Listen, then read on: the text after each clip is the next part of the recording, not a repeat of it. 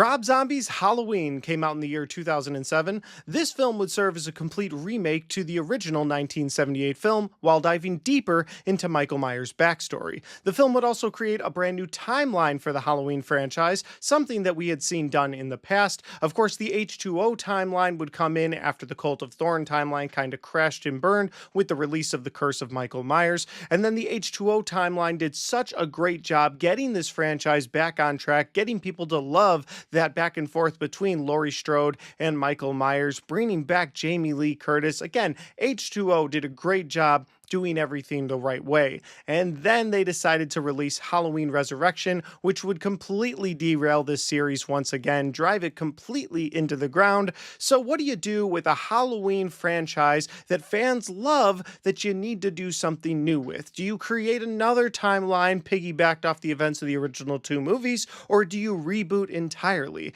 And that's what they decided to do. They ended up turning to the House of a Thousand Corpses director Rob Zombie to completely reboot this entire franchise. So today, we're moving on with my Halloween movie review series where I'm watching each and every one of the films in the Halloween franchise and dropping my reviews for those films every Monday, Wednesday, and Friday in October of 2025, leading up to the spookiest day of the year, Halloween, where I'll drop a full ranked list for the entire Halloween franchise from the worst to the best. So today, let's do the review for Rob Zombie's Halloween. Michael Myers is alive. What's the boogeyman?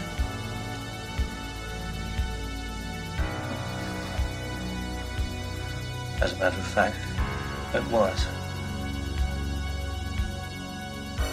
Stop it! Stop it! Stop it! Stop it! Stop it!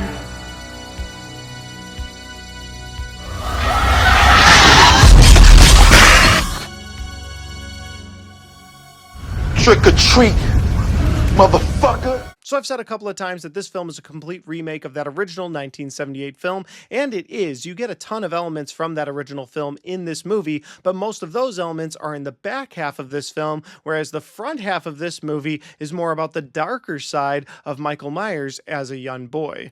This film doesn't open with Michael Myers killing his sister on Halloween. It opens a couple days before that as you see Michael Myers in his room torturing a little animal. He then goes to the breakfast table and you see that he has a horrible home life. His stepdad is terrible to him, abuses him both physically and mentally. You see that his older sister is horrible to him. And while his mom tries to be sweet to him, she also has his little baby sister Laurie to look after, and she is a full-time stripper, so she's not home very much. You just get the sense that Michael's home life is terrible. And to make things worse, he then goes to school a little bit later and he's bullied by kids who make fun of his mom and his older sister. They're physically mean to him. Again, every aspect of Michael's life is terrible at this point in the movie. You even get a quick scene where Michael's mom is called to the school to sit down with the principal because they find a dead animal in his backpack. And she says, well, it could be roadkill, doesn't really prove anything. But then they show her pictures that they found, pictures Michael had taken of animals alive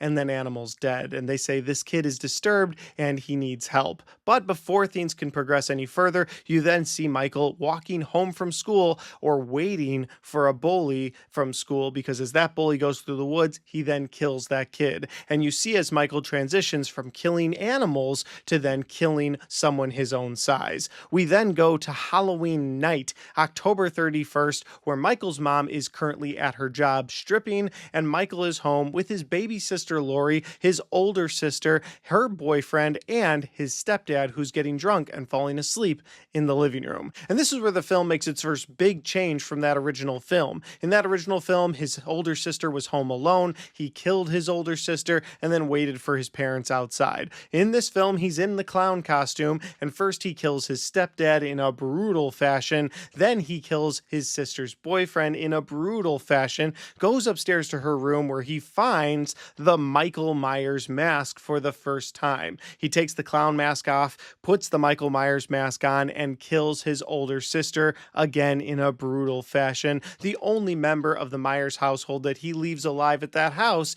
is his baby sister Lori. He then takes the infamous mask and the knife, hides them under a floorboard in the house, and then waits for his mom to get home. Once his mom gets home, she calls the police, and we have again Michael Myers being taken to the sanitarium. And this is the second time where we see some big change to the original film and this movie, and that is when Michael is taken away. We don't just time jump and hear about Loomis talking with Michael over the years. Instead, we actually get to watch Loomis talk to Michael over the years, and we watch his life progress from there. You see that his mom still tried to visit him while he was in the sanitarium, but eventually he does something in that sanitarium that makes her just go crazy, and she ends up taking her own life. And you see everything. This is an incredibly dark story. Once Michael Myers' mom has taken her own life, Michael decides to completely shut down to the outside world, refusing to talk. We even see a couple of scenes of Loomis trying to contact Michael, trying to go back and forth with him, and having absolutely no luck. It's at that point where we have our third big change in the story, because instead of the events of that original 1978 film where Loomis rolls up to the sanitarium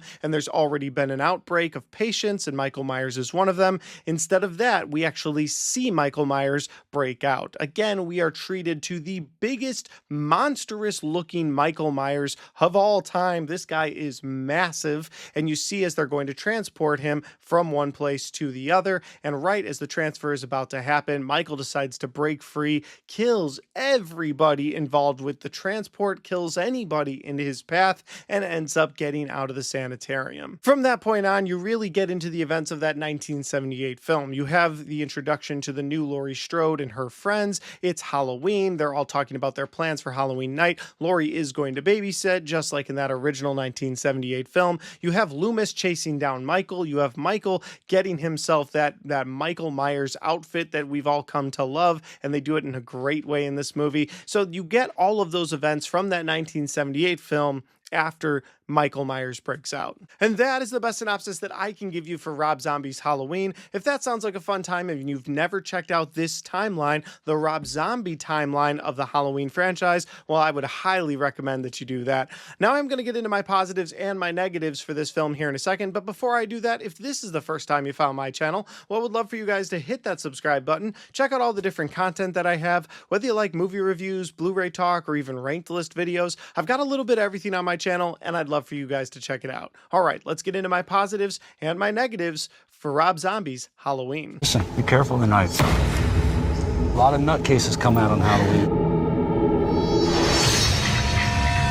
My first couple of positives for this film are going to be how Rob Zombie handles the adult version of Michael Myers. I do have some issues with the child version of Michael Myers. We'll get to that in my negatives later, but for now we're talking about my positives. And so my first couple of positives, the first one out the gate is the imposing Michael Myers. This is by far and away the terrifying version of Michael Myers. If this Michael Myers is in front of you, you know you stand absolutely no chance. This guy is a Hulk of a human being. And that comes out even more when you get the brutal scenes from Michael Myers taking on the people that he kills in this film. For instance, one of the first people that the adult version of Michael Myers goes after is a guy named Joe Grizzly. And really the only reason he goes after that guy is because he wants his clothes. He sees that that guy is about the same size as him and he wants his clothes. And when he steps up to that guy, Joe Grizzly gets up and he tells him, hey, I'm going to take this knife and and Michael Myers doesn't wait because he takes that guy and slams him into the bathroom stall wall.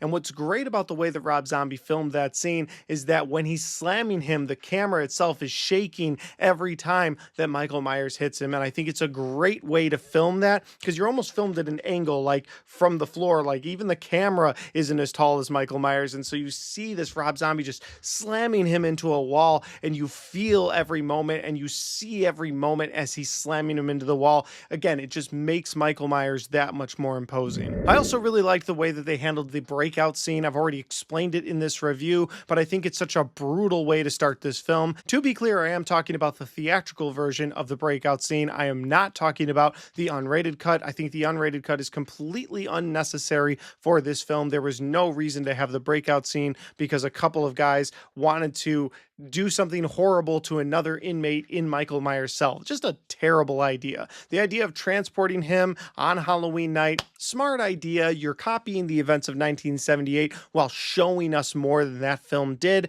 and it shows him break out in such a brutal way. So the theatrical cut of this film, that's what I'm talking about when I say that the brutal breakout scene is so good. My next positive about Michael is the mask in this film, because it's already dirty and gross for this film. Much like the rest of the film, it's a very gritty movie, and so the mask matches that grittiness because, of course, at the beginning of the film, it was a very clean mask, but he took that mask, he put it in a floorboard, and so when he returns as an adult and he rips that floorboard up to pull out that mask and put it on his face once again, this time it's had all that build up, all that dirt, all that mold that's just been sitting on that mask. And so it's a dirty, gritty mask. And again, it just goes with that imposing Michael Myers this time around. Moving away from Michael Myers, talking about other elements of this film, I actually really like Loomis in this movie. I love that he seems to care so much. Listen, I know that this is sacrilegious to say, but I was never the biggest fan of Donald Pleasance as Dr. Loomis. Yes, he's an iconic character, but he was kind of a one-note character that always did the same thing. I shot him 6 times. He's evil. But he never really got to see why he believed he was evil. Yes, he killed his sister on Halloween many years ago, but now he's an adult. And then he gets out and he kills a couple more people. And yes, he's a serial killer, but why is he evil? And you never really got Loomis to explain that to you. Because this film takes so much time with the front half of Michael Myers and his child backstory, you actually get to deep dive with Loomis, and you understand why Loomis is terrified of Michael Myers, why he writes a whole book about the evil eyes of Michael Myers. I think they do such a good job at portraying Loomis in this film. My next positive is them bringing back Danielle Harris into a role for a Halloween film. Of course, she plays a completely different character this time around, and because the last time we saw her, she was a little girl, you can completely distinguish the two characters from themselves. It doesn't really hurt anything. But the way that she was cut out of The Curse of Michael Myers, I'm pretty sure they didn't even tell her she wasn't in the film until they started filming it without her. Just very dirty, and I don't know why they did that. But with that said, it was nice seeing her back in this film as a new character for the Halloween franchise. While I'm not the biggest fan of Scout Taylor Compton's portrayal of Laurie Strode, although those were the biggest boots to fill in this movie. Playing the character of Laurie Strode that Jamie Lee Curtis had made iconic over the years was going to be big shoes to fill. But I do think that Scout Taylor Compton and Danielle Harris have a great back and forth with each other. They have great chemistry with each other within this film. But all of that to say, I think they had that chemistry because they were able to bring back Danielle Harris, and I think she does a great job. And my final positive of this film is how mean-spirited this movie really is. And it's a film about a serial killer who murdered a bunch of his family members so long ago on Halloween night, who then comes back on Halloween to go after his sister, maybe kill her, but definitely kill everybody that's around her or anybody in his path. So it should feel like a mean-spirited movie, and that's what we get. You can have your gripes with the front half of this film. I have them. They will be in my negatives. We will talk about them soon. But the idea of this film being too mean-spirited, that Michael is too mean-spirited throughout the back half of this film, I disagree with entirely. I love that Michael is at 100 the whole time. I love how dark he is. I love how anytime he's on the screen, you don't feel like the characters can get away from him. They do such a great job handling Michael while not telling you to root for him. And that's very important because so many people love Michael Myers. Hell, I love Michael Myers, but in a real life situation, you wouldn't want to root for him. And that's what this movie does. It shows you how dark and horrible he is as a kid. It shows you how dark and horrible he is as an adult. You want to root for the other people, but it's such a horrible situation for all of these characters, you might not be able to root for them. And I think that's something Rob Zombie does so damn well in this film. That'll do it for my positives. If you thought I was being too kind to this movie, I am going to get into my negatives now. And my first negative is something that I think most people that watch this film universally agree on, and that's the gross dialogue that Rob Zombie feels the need to put into every movie that he writes. Whether it's at the beginning of this film, between the bullies at school and Michael Myers, or Michael with his stepdad in this film, just the horrible way people talk to him, or it's towards the back half of this film with the way Laurie and her friends talk to each other, or the way Laurie talks to her step parents. It's just nasty dialogue put into this film, and I'm not a prude. I don't really care if you have this kind of dialogue in your movie, but it's just gross and it's so much of it. If it was one character that talked that way, Michael Myers killed and be like, all right, he was building up a disgusting character for Michael to kill for us to not feel bad. But it's literally every character has this gross dialogue throughout the film. And that leads me directly into my second negative of this film, which is that this Laurie is not as innocent as the original Laurie Strode. And that's something I really liked about that original Laurie Strode. Jamie Lee Curtis's portrayal of Laurie Strode in that original film was a very innocent teenage girl, somebody who didn't fool around with the boys like all of her friends, somebody who tried to get good grades, somebody who was willing to babysit kids on Halloween night so that the parents of those kids could go out and have a good time. And then, of course, she's forced to have to face Michael Myers, and you don't really see a character change from her until Halloween H2O when she's fighting back, when she's trying to take control of her life. But Rob Zombie's version of Laurie Strode seems to strip all that innocence away and make her just like all of her friends in the film. The way she talks, again, you have that dialogue from Rob Zombie, but the way she talks to her friends is the same way that they talk. She's just as boy obsessed as everybody else. Again, that innocence just completely stripped away. The way she talks to her parents just feels different from that Laurie Strode. Now, I'm not saying I need an identical copy of Laurie Strode. I know we're trying to do something new here. We're giving us a new version of these different characters that we love, but this one is so far removed from that original Laurie Strode with the same elements of that film that it just changes how I look at the character. And that might be why I'm not a big fan of the way that Scout Taylor Compton portrays Laurie Strode. It's not that she's not a good actress or she can't do a good job. It's just the way that Rob Zombie writes Laurie Strode is so vastly different from that original Laurie Strode. My next negative is that while Rob Zombie tried to do something different with the first half of this film, the back half of this film really feels like a shot-for-shot remake of that original 1978 with just updating things or changing some of the characters a little bit. But there's so many elements from that original film that are in this movie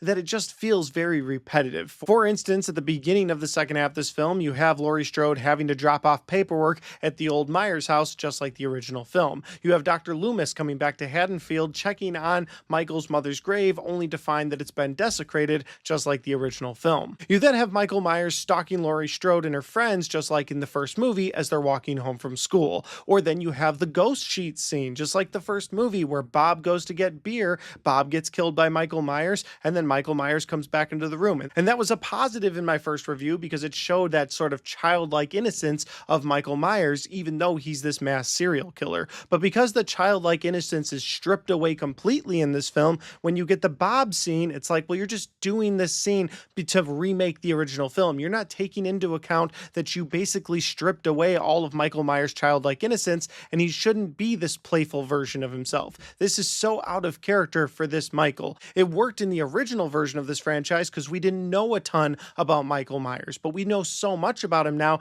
that that shot-for-shot remake just doesn't really work in the Bob ghost sheet scene. And the final comparison from the original film to this film is Michael Myers getting shot by Dr. Loomis to have Laurie Strode ask, is that the boogeyman? And of course, they do something different with that scene at that point, but the point I'm making is it just felt like they included it because they had to include it. I don't know if the studio went to Rob Zombie and said, here's the things you have to include. The 1978 film, you can do a little bit different things to the characters, you can change things up a little, but we want all of these elements, make sure they're all in there. And if they did, and he did what he was told, then I guess it is what it is. But the fact that this film feels like such a shot-for-shot remake while also trying to be so different kind of makes the first half of this film and the back half of this film feel like two very different movies. And my final negative for this movie is that while I enjoyed the dark grittiness of this film, I truly did, I find most of the first half of this film unwatchable. Yes, I've seen it before. Yes, I watched it again for this review, but it's such an unnecessary element to Michael Myers. It almost reveals too much about him, it reveals too much of his past. There are elements of things that I like. Like I do like Dr. Loomis going back and forth with Michael, sort of building that fear of Michael Myers inside of Loomis. It does help in that regard. But there's so much of this movie, especially towards the beginning with the bullies in school or his family home life, that's just too much. You didn't need all of that in this film. You could have trimmed that out completely, just given us a little bit, had him kill his family on Halloween, and then had him go to the sanitarium, given us the Loomis stuff. But those early scenes in this film are just unwatchable. Between the dialogue that Rob Zombie gives us, along with the atmosphere of those first couple of scenes in this movie, it's almost too much, and I almost always skip them on a rewatch. And that's not good. I shouldn't want to skip opening moments of a film, but it's just too much. Like, it's too much Rob Zombie in a Halloween film. Overall, there's a lot to really enjoy about the second half of this film. Hell, there's a lot to enjoy about the Loomis interaction with Michael in the first half of this film. But those scenes that were part of my final negative dragged this film down so badly at the start of this film, it's not a movie I end up going back to very often. It's not the worst in the series by far. I really do enjoy some elements of this film. Some of the remake portions of the back half are done even better than the original film in my opinion, and of course I love this version of Michael Myers. So for that reason, I have a bit of a love-hate with this film. I can really sit down and watch the back half of this film and enjoy it, but sitting down and watching the entire thing or that first half, it is a struggle. And so for that reason, again, I don't go back to Halloween 2007 very often. But as always, guys, those are just my opinions because that's my review for Rob Zombie's Halloween. Have you guys seen this film? If you have, let me know in that comment section down below. Let me know your favorite part of this movie, your least favorite part. Do you like this movie as a remake over the original film, or are you still a bigger fan of that original 1978 film? Again, I'd love to know all that in the comment section. And finally, guys, if you like this video, don't forget to hit that like button because it helps the video, it helps the channel, and it helps me right here. Thanks for watching, and I'll see you next time.